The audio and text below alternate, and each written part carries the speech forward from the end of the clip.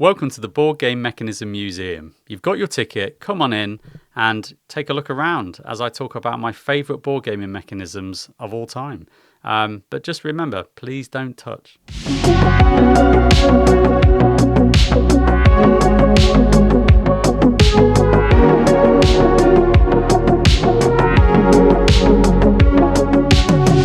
Welcome to the Just Play podcast. It's me, JP, your host, and this is episode 2 called Please Don't Touch the Mechanisms. And I'll explain more about that as we get to the centre of the table. But first, it's time to pull up a chair in our opening segment. So basically, because we're new, I don't have any kind of listeners or viewer feedback yet. But this is where we'll definitely be kind of covering their questions or your questions and basically getting into all of that. But what I do want to kind of talk about very, very briefly is I've mentioned in the last episode that I was going to start a Scythe Rise of Fenris campaign, and I'm pleased to say that we have done episode 1, which is amazing. I've been itching to do the Scythe campaign again since we did it about 6 years ago, and we did episode 1, and I'm pleased to say I came last. Great. I need to improve my Scythe game, people. I suck at that game and I need to be better. Although it was a fairly close game. I think I got 50 points at the end, and then it was 51 and 53 and so on and so forth. But we are playing a 5-player game, and I'm looking forward to going through that process. And yeah, we'll see how the next episode goes. But I think future episodes, when we get released and people are kind of engaging with the show, this is the segment where I definitely want to kind of expand on more. But let's move on to the next segment, which is Just Played. So the first game I want to talk about, and I'm going to share the screen, is Unstoppable. So Unstoppable is a card crafting game by John D. Clare and published by Renegade Studios. And I've heard about Unstoppable for quite a while, actually. And it's just a game I've been kind of, been on the sidelines about. I've been wanting to kind of give it a go and learn more about it. But you know what it's like. There's so many games out there. And then I just pulled the trigger. I think with the Dungeon Crawler Carl Unstoppable, as you can see in the banner at the top here, that's kind of reinvigorated the system. And kind of brought it to the forefront of many people's minds. Now, Dungeon Crawler Carl is not an IP that I know very well. I haven't read the books. It is on my list to do. People keep telling me you must read this. So one day I will eventually do this, which will be amazing. So I just thought I'd pick up the base Unstoppable game. As it said, it came out in 2025. And I've been having a blast with it, to be honest. So I thought I would talk about it on this episode and kind of give you a bit of a rundown. So what is Unstoppable? Well, thematically, you are taking control of a character. And there are different factions in the game, from the Silver family and the Verons and the Council and the Junkers and all those different kind of factions. And you typically got a character that represents each of those factions in the game. And each character has a few cards that are very specific to them that makes them a bit sort of asymmetrical, and you'll start your kind of deck with a few more cards of like basic attacks and some economy and things like that. But what this game is a as I said, it's a card crafting deck building game, and you're basically trying to defeat a boss, and the first boss I think you go up against is called the Harbinger, and you're basically trying to amass enough damage on the boss that you win. And throughout the game, you're leveling up, you're becoming more powerful, acquiring better cards, upgrading cards, and as the title suggests, becoming unstoppable to the point where you are literally killing everything and sorting everything out. This game is actually fairly difficult. This game has it's a challenge. It is definitely beatable. I've done that on normal difficulty a few times now, but it does pose a challenge.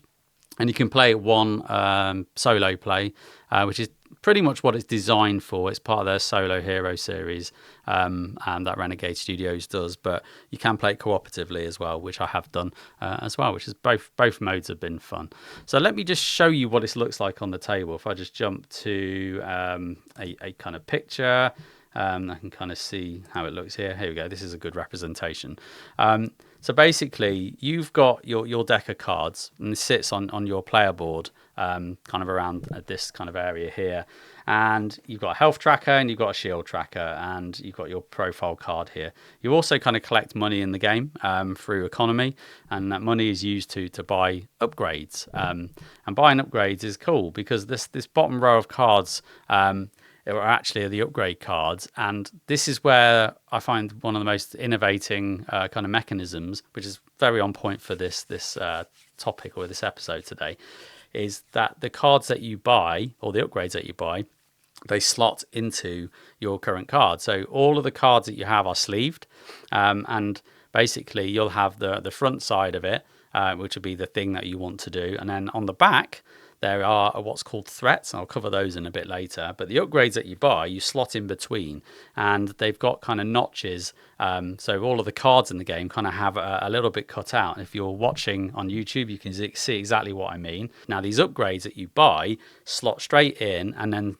like basically add effects like extra damage or extra money or this, that, and the other, and really allows you to create kind of cards in your own way that I've not seen done before. And and I think this is one of John D. Clare's card crafting systems that I think is quite well known for. So I've been enjoying that aspect of the game, tailoring your deck, not only by getting more cards, but by upgrading the cards that you have to make them more specific. And that's been a lot of fun.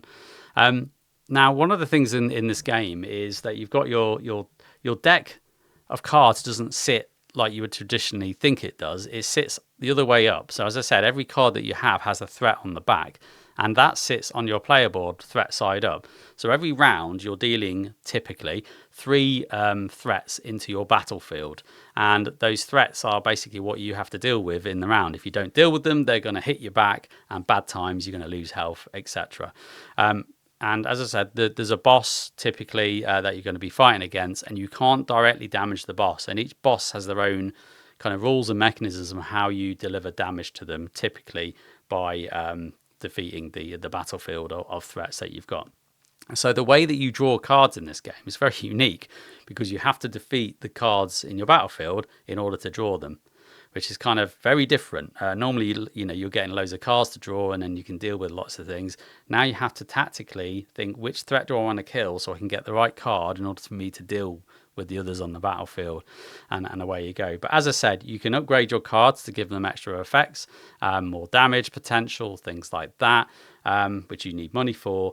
But also, the thing that happens here, the top row is basically your level card. So you'll start with your core cards at level 0, and your level marker starts at level 1. Now there are ways to temporarily train your level to move that up so that you can acquire cards from different pools. But generally when you deck out, you're going to level up your character to the next level. So permanently you'll be drawing cards from that level up. So yeah, basically becoming stronger and better. So every round you will draw 1 card from that card pool, and you will pretty much be taking, well, you draw 3 and you select 1, and you'll take that into your hand, and then eventually that'll have a threat card on the back as well, and it'll end up being circled around like the rest of it. Now the other thing I didn't say about upgrading, actually, when you upgrade, you're not only making your cards better, but you're making the threat side on the other side worse. So the game kind of scales as you improve. The threats are improving and giving you something to think about. But yeah, it's such a fun game. I've played it like 4, 5, probably 6 times now, and it's a good fun game. I'm really liking the system. I think if you're interested in kind of a solo game that takes about 60 minutes to about an hour, possibly 90 minutes if you're kind of taking your time, and you like card games and you like the aspect of potentially upgrading your cards as you go, then yeah, you might want to check this out. I think it's a fairly reasonable price at the moment, and I think it's generally available, or was at the time when I bought it anyway. So yeah, that's Unstoppable. So yeah, hopefully you like the sound of that one. So let's move on to the next game. So this is March of the Ants, and this is a game by Weird City Games, published by Weird City Games, and designed by Tim Eisner and Ryan Swisher. So yeah, March of the Ants is a 4X ants game. So if you don't know what 4X means, it's basically a game that covers the 4Xs, which is explore, exterminate, expand, and exploit. And typically, the theme of 4X games tend to be either civilization, grand kind of style games, or spaceship, space battle games, space exploration games, those kind of things. So what intrigued me is that this basically takes that grand epic kind of conflict game and puts it into a garden with ants trying to fight over resources and things like that. And essentially that's what it does. It's got a lot of familiarity with Eclipse in the way that you explore the garden and the way that the hexes all connect up with the different connector points and things like that. But yeah, typically if you've played any 4X game, you'll be quite familiar with the mechanisms in this one. But why do I like this one so much? Well, it's just the way that the actions work. I think it just keeps you engaged. So everybody takes a turn, which is nothing new. But generally, in the kind of main worker phase, which is the where the bulk of the game kind of happens, when you take an action, often the players to the left and right of you will take a reaction.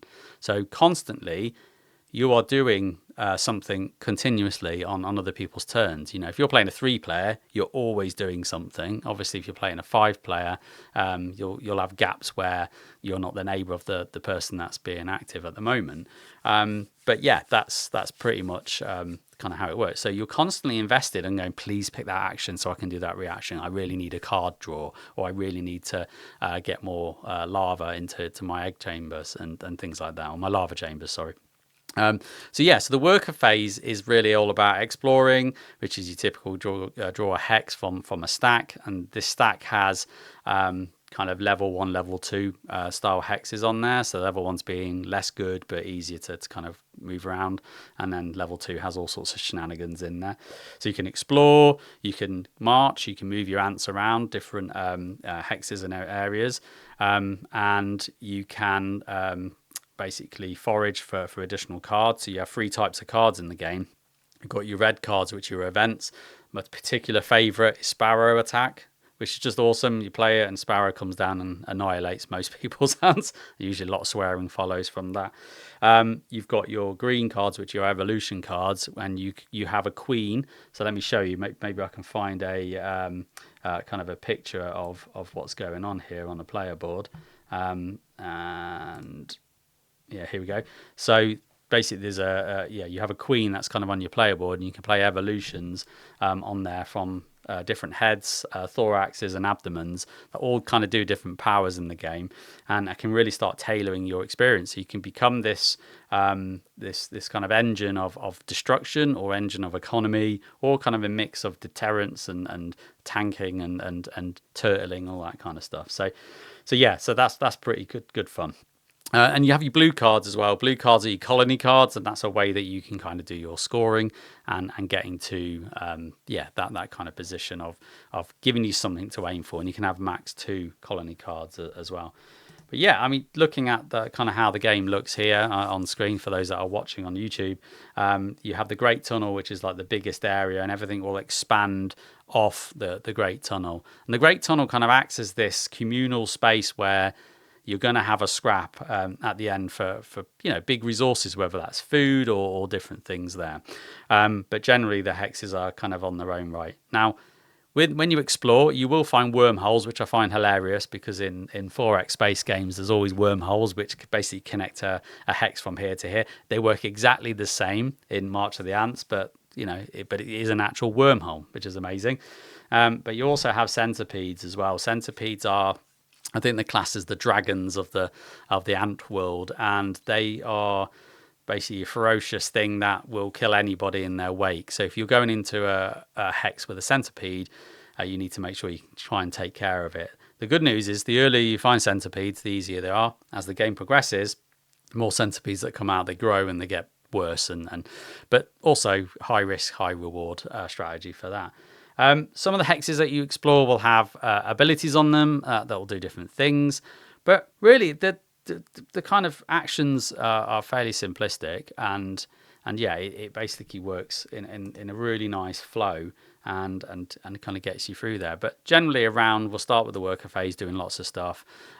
You'll then do all your combats from the Great Tunnel outwards, from all the hexes that are contested, because every hex, as I didn't say, has a collection spot. So you're putting your ants on these collection spots so that you can kind of get food and cards and VPs and all those kind of things later in the round.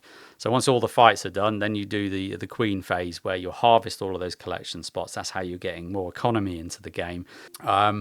And then you do your kind of queen's choice, so you can get a bit of extra food or extra babies that you can use. And then you'll kind of do your slumber, and you'll do all your scoring and different conditions there based on your colony cards. And round and round you go. And typically a standard game is 4 rounds, and the epic game is 5 rounds. I typically play the epic game because I like the bigger, longer experience that it provides. But I'm enjoying it. I've played it a few times now, and everyone who's played it has enjoyed it. They like the theme of it, that it's different and it's not just spaceships. And basically, I'm itching to get hold of the Predators and Prey expansion. I can't get hold of this for love nor money yet. I'm hoping it will become available in retail very soon, so I can pick it up, because it adds kind of extra insects like spiders and different things that I think you can ally with or use against the other opponents. And I think you have a large like super worker as well that has extra abilities and things like that. So yeah, I'm interested in learning more about this game, playing this game, and yeah, I've enjoyed it a lot. We'll see how how long it goes, if it's got staying power. But yeah, if that sounds like your thing, then check it out. So I think it's time to go to the center of the table. So let's put the camera back here and talk about this episode. So I've called this Please Don't Touch the Mechanisms, in reference to the fact that I'm pretending it's a bit of a museum where I'm going to guide you through my favorite mechanisms in board games. And this was quite tough, actually. I had to sit and think, what do I really enjoy out of certain games? And there's certain games I enjoy the mechanisms out of the game more than I actually enjoy the game experience in its totality. But yeah, I just thought it'd be quite a fun episode to kind of talk about these things, and I'm keen to hear what your favourite mechanisms are. Have I touched upon a few of those, or are there ones that I completely missed and you think, JP, you're wrong, these are the best ones? I want to hear from them, so get engaged in the comments and socials and all that kind of stuff. Honourable mentions is the card crafting from Unstoppable. I've already talked about it earlier in the episode. I think it's really unique. I love how that kind of makes you feel in upgrading cards without obviously putting stickers on and things like that. It's a good temporary way of buffing cards and using that kind of sleeve system. So that's an honourable mention that I thought I'll just mention because I've already talked about it. So where we're going to start. So I'm going to start with Concordia's hand management system, as it were, or mechanism. And for those that don't know, basically it's quite a simple premise where you have a hand of cards, and you're playing various cards for different effects. And then when you play the card, it stays in your discard pile. Nothing new there. You play another card, stays in the discard pile. But you have one specific card in your hand which will redraw all of the cards back and give you some sort of bonus of money. That mechanism alone is so interesting in, I can play a card, I can play the other card to get it back again, to play again. But obviously I'm being penalised in how much money I get because my discard pile is one card. Or I can play through all of my cards, then play that card to get them all back, get a lot more money. But what if I need the third card in the one I've played? And just the way that whole that whole kind of hand management works, it's just, I love it. I love that mechanism so much. And I think other games have used this. Flotilla is one that springs to mind that I used to own, and that uses the same mechanism. And it's just a fun, great mechanism of just how you can play cards and get the ones you want back when you want it in order to do what you want. And Concordia is a classic game. I'm actually intrigued to see how the Awakened Realms Deluxe kind of board game version of that is coming to fruition. So yeah, keep an eye on that one. But yeah, that's Concordia hand management. The next one I want to kind of guide you to is a game, Coimbra. Coimbra is a mid-weight Euro game set in the Portuguese city of Coimbra, mainly around the different universities that were spinning up around I think around the 1800s, maybe even earlier. I can't remember the exact year. But specifically, the mechanism that I really enjoy is the dice drafting, and then how it implements the dice in that game. So you're going to have a pool of dice. You roll those dice, and you've got purple, green, grey, orange, and some other colour that I can't remember. And basically, you are drafting each turn what dice you want, which sounds simple. But the complexity in the game is that, well, the number means one thing and the colour means something else. And actually, if you can pair up get the right colour and the number, then that dice is gold dust to you. But in this game, the number is basically going to help you activate your kind of action in a particular order. So some rows where you put the dice, the higher numbers the better. Some rows, the lower numbers the better. So it just depends on what you're after. And the colour represents kind of what tracks you're going to bump up and what you're going to get off the tracks on your the main board. So you're in this real turmoil of, do I want that number? I really need to go first, but that colour is rubbish. It's not what I want. Or actually, I really need purple because I want to move my pilgrim around and start visiting universities, but the number's just not what I want. I'm going to go late in the round to get the cards I want. And it's just a real kind of tough decision space, and I love it. And I love that you can take something so simple like a dice, 6-sided D6, and just create a decision space around it. And other games are starting to kind of mix around with that same decision space. Ada's Dream was a recent one where, again, you're picking a number because you're trying to use it for computations in your player board and get the right number or the right mix. But the colour is based on what action you're going to activate out of the main board as well. So yeah, really, really clever, interesting decision space. Right. Next one I've got is arcs. Okay. And where I'm going with arcs is actually the combat system. Now, in kind of space battle games, dice are not new. Dice are pretty much the main way of handling combat within the system, and you're throwing them, and you know, highest you do lots of damage. Boring. It's the same old thing. Now, where arcs twist this up is that you have 3 different dice types. You've got your standard attack dice, which are blue, and they're like a 50-50. So 3 sides have a hit, 3 sides have blank. You've got your aggressive dice, which are red. They have a lot more hits, but they do a lot more damage to yourself, so they're riskier. And then you've got the raid dice, which are orange, and they're used for basically attacking in installations and structures, and allow you to steal and pilfer cards and goodies from the other players, usually at them swearing back at you when you do so. And what I really like about this system is that you've got so many ships and you want to fight, you choose. So do you want to go full aggressive? And I've got 6 ships. I can take all 6 of those aggressive dice, roll them, and I know that's a risky move. Or I can balance it and say, actually, I'll take 2 aggressive dice and take 4 kind of blue dice. And you know, even out that balance a little bit.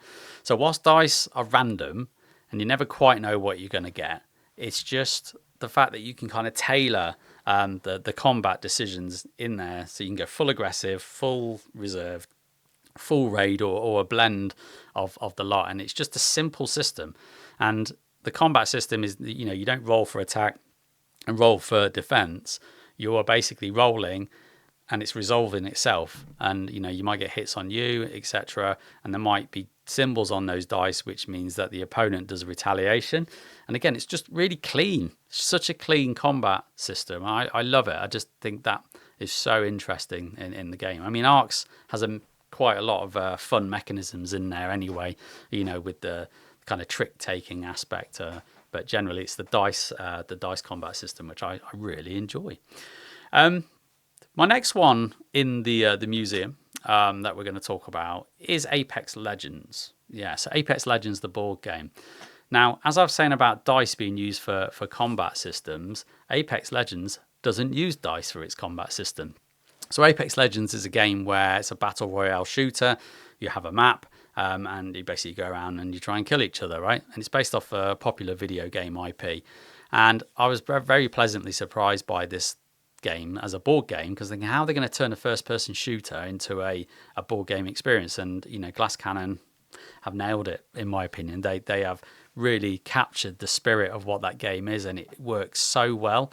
And without me going into the long depths of the game, basically it's the the mechanism that I really enjoy is the combat mechanism again, but it uses what's called an aim board, and it uses cards.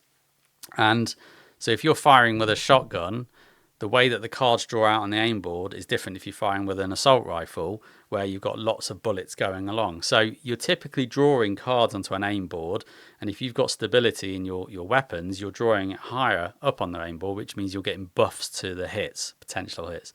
And each card has a number on it, and you're trying to basically secure a number higher enough to get a hit on your weapon.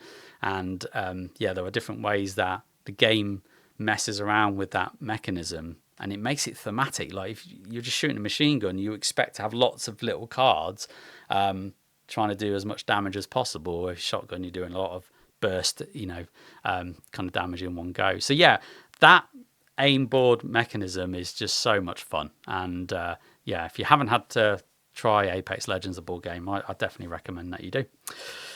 Okay, so let's move on to the next one. So the next one is the kind of powering up cards mechanism in Ark Nova. But I really should say it's the powering up cards mechanism from Civilization New Dawn from Fantasy Flight Games, because they did it first. And what I'm talking about is you have a row of cards from 1, 2, 3, 4, 5, and if you activate the card at level 1, it will be in its weakest position. But if you activate the same card in its level 5, it will be in its strongest, most powerful version of that card. And you picking a card to use will then move that card and move it to the level 1 slot.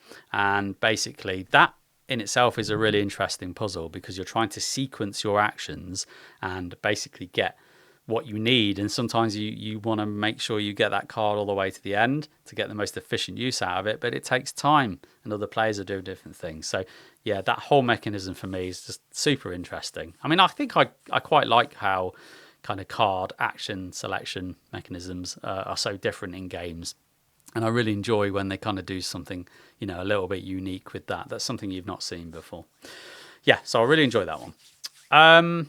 Next one I want to talk about is actually Glen 2's tile placement and activation. So Glen 2 is a tile laying game where you're basically putting little tiles on. You've got little Scotsman meeples, very cute, and you move them about, trying to do different things. And when you build a tile, you'll build it next to one of your Scotsmen, and then you place the tile down, you activate it, so it'll produce resources or VP conversions or whatever. But you also activate every tile around it, so all of the 8 other tiles around it. And that's so cool, because you're thinking about where you want to put stuff, but you're also thinking what you want to generate. And it really creates this kind of puzzle on the table that you're trying to orchestrate the most efficient way of getting things that you need, and also trying not to design yourself in a cul-de-sac. And it's a game that actually rewards you for having the least amount of tiles down, which is very, very weird, because you want to grow your towns and cities, but this thing, no, it wants to reward you for keeping it lean. So yeah, you can do overbuilds and other things, which is, overbuilding is great because you're more than likely going to activate things around. And I just love that. Get a tile, place it, activate everything around it mechanism. So yeah, that's another one on the shelf for you to have a look. Right, next one. Next one is a game, Anno 1800, designed by Martin Wallace, and this one took me by surprise. I was not even interested in this game when I was about to play it around a friend's house, and when I sat down and started playing it, I just went, wow, I love this. And the main reason why I love this game is the card shedding aspect of it. So you get dealt a bunch of cards based on your kind of population or workers, and in the cards, you are literally trying to get the right industries on your board, or access to the right industries, so you can play these cards down. And the idea is that you want to shed your hand through as much of these cards as possible, so that you basically empty your hand and you're good and you can end the game. Now, it's not as easy as that, because there's a whole deep hierarchical structure of industries that you need to have this to unlock this, i.e. you need to get sausages, you need to have pigs and something else, and yeah, there's a whole kind of deep hierarchy, and some of the cards that you need to get rid of will require a lot of those bases to be covered as you kind of work your way up the tiers. But I just found that fun. You're trying to link, if I get that and then I do that and I get this, and then I can play that card down, get that benefit, which will then help me get this. And so it's like chaining lots of actions and sequencing them together. It's just brilliant. And if you've not played Anno, please give it a go. Right, we're getting towards the end of the list, and I'm going to talk about Revive. So Revive is basically a game that's come out, I don't know, about 3 years ago, maybe even 4 years ago. And there's two aspects I really like about this game, mechanism-wise. The play a card into a slot on your player board, and then basically activating it, and also activating any slot modules that you may have in the player board.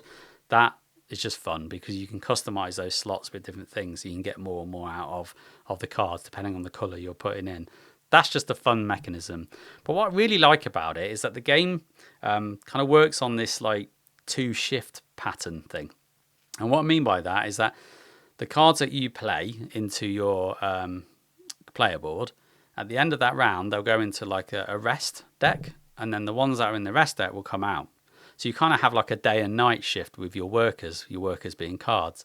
And you're trying to orchestrate, trying to get the right workers in the right shift in order to do the right things. And I found that quite an interesting mechanism. So you're getting more cards, but you want to put more cards in that shift because it synergizes better than the other one.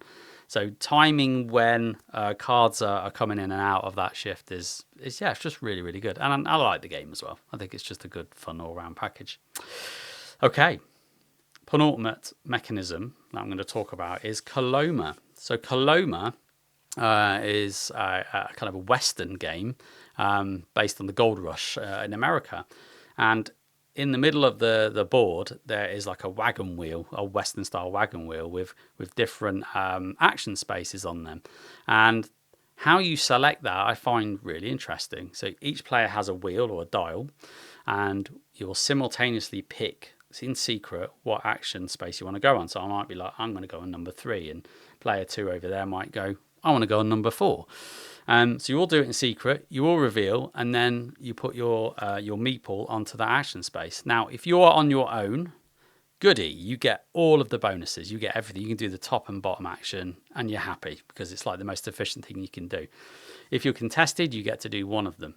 I can't remember if it's top or bottom, but it limits what you can do because it's more contested. So there's this beautiful bit of you reveal, people swear because like, no, I really needed that, and away you go. And I just find that whole secret, select, reveal, go to action, again, it was just a fun part of the game. So yeah, that's Coloma. So now I get to the last one. This is a bit of an off-the-wall one, but I wanted to talk about it because this is not a typical board game.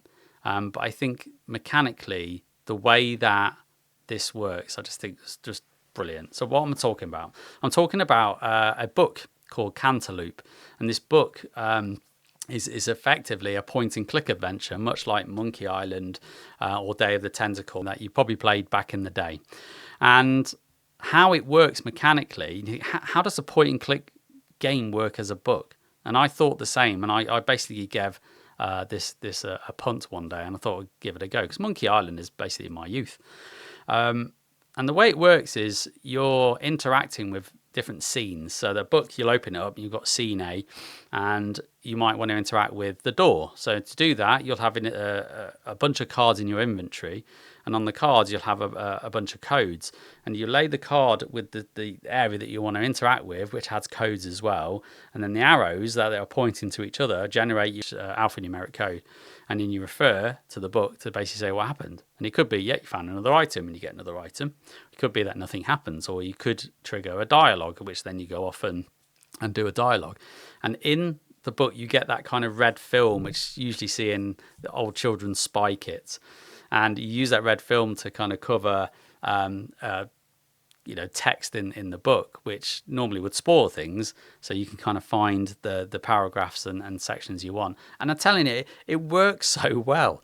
And there's 3 books in the Cantaloop series, 1, 2, and 3, and it's all about trying to get revenge. It's like someone wronged you. You play as a petty kind of thief or crook, and he's actually called Hook.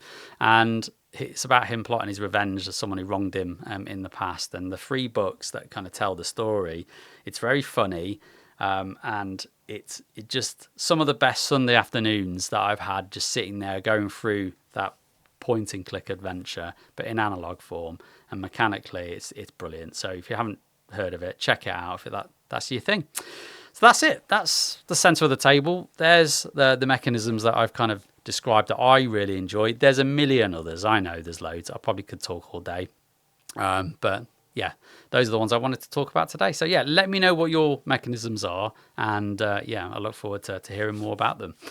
So let's move on to the next segment, which is what's hot and what's not. So we'll go back to the screen share. And again, if you're not watching this on YouTube, don't worry. I'm going to explain as much as I can, and you'll get the sense of what's going on. So I'm going to talk through the top 5 hotness games on Board Game Geek to basically see if I agree that whether they're hot, whether I've heard of them, whether I care. Who knows? I think it's quite good as a segment because it reoccurs, things change, and it might introduce me to new games that I've not heard of. So let's start with number 1, Terraria, the board game. Now, this has shot up the hotness scale, and I think mainly because of, no pun included, NPI's review of the game. And they pretty much put out a bad review on Terraria, which I've watched. And I have played Terraria, but I've only played a little bit of the game on Tabletop Simulator, TTS. And I enjoyed it. I thought it was a great exploration game. I had a blast. It was so sandboxy. Basically, JP, what do you want to do? Do this. Cool, I'm going to do this. But I've only ever played a small section of the game up to, I think, King Slime, when King Slime pops out. I do have a copy coming, and I'm really looking forward to kind of exploring this game. And I think most people's comments on the game is that it takes too long. It just takes too long. And I think people's expectations probably weren't kind of met in that aspect, thinking, well, it's probably just a 3-hour game. And when they play with friends, they're there for like 7, 8, 9 hours, which obviously is a long time to be playing a board game, especially one that isn't really badged as a campaign game.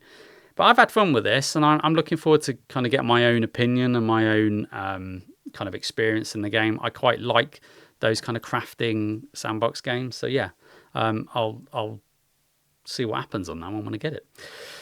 Fate of the Fellowship, number 2. So this has jumped back up. So I have played Lord of the Rings Fate of the Fellowship. So this is the pandemic system, but with Lord of the Rings skin on there. And I have to say, I do enjoy Fate of the Fellowship. I'm not a massive pandemic fan. I don't mind it. I don't hate it. I don't love the games, but they're cool. They're important to the hobby and all that kind of stuff. But yeah, this one really feels like Lord of the Rings, and really feels thematic in what you're doing as you're trying to move Frodo across, from the Shire and getting him down to Mordor and all that kind of stuff. And yeah, I'd happily play this more. And I quite like that you have 2 characters. So you play and you have 2 characters to kind of move around and synergize off. And that was always good fun. So yeah, Fate of the Fellowship, yeah. If you've not heard of it, maybe worth a go. Lands of Evershade, I mentioned this on episode 1. I won't go into it much more, but you know what? I think Paul Grogan did a unboxing video not long back, and I had a look through it, and I was actually quite impressed with so much content for this game that's been landing on people's shelves. Yeah, I might have to check this out. The thing is, as I said before, I'm not a massive campaign game player. I think it kind of puts me off if I think I'm going to have to be playing this for 100 hours. I just know it won't get done. But just the way it looks, the way it works, the fact that it's kind of like D&D but board game version where you're building your character sheet, the player boards. I'm a sucker for player boards anyway. So I'm going to probably look at Lands of Evershade and just explore it a little bit more. Rolling Deep, number 4, which is one I mentioned again on episode 1. I can't wait for this game. Balatro with dice. What else is there to say? I've really kind of been reading some of the design diaries in here, and I'm looking forward to seeing how this works. Is it really Balatro with dice?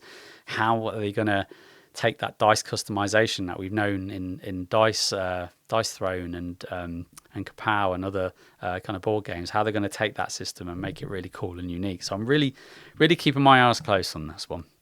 And then Feya's Swamp.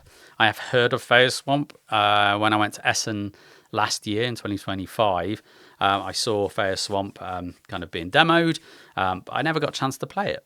I don't really know what the game is about. I know that when you kind of jump in, maybe let's just jump in and have a quick look at some of the pictures.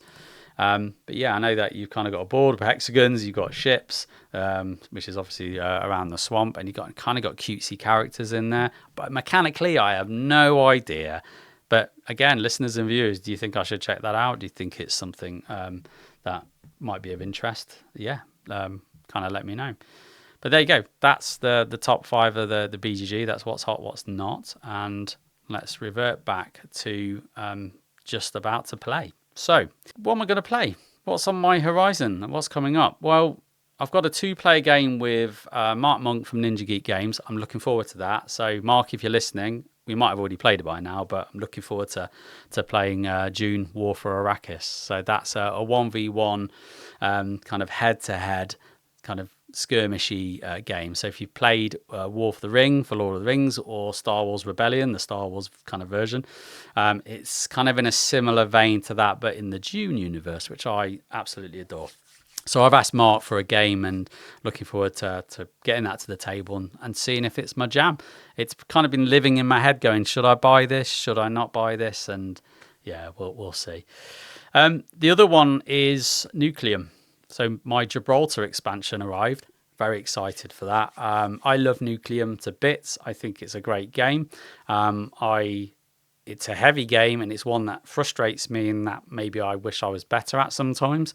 But I really love the way mechanically it works with, you're deciding whether you want to lay track onto the board or whether you want to use the action tile, which is the same thing. And that whole mechanism is just genius in the way that happens. So yeah, Gibraltar's the new map expansion, much like Australia that came out. And I'm looking forward to seeing how that works. There's a submarine in it.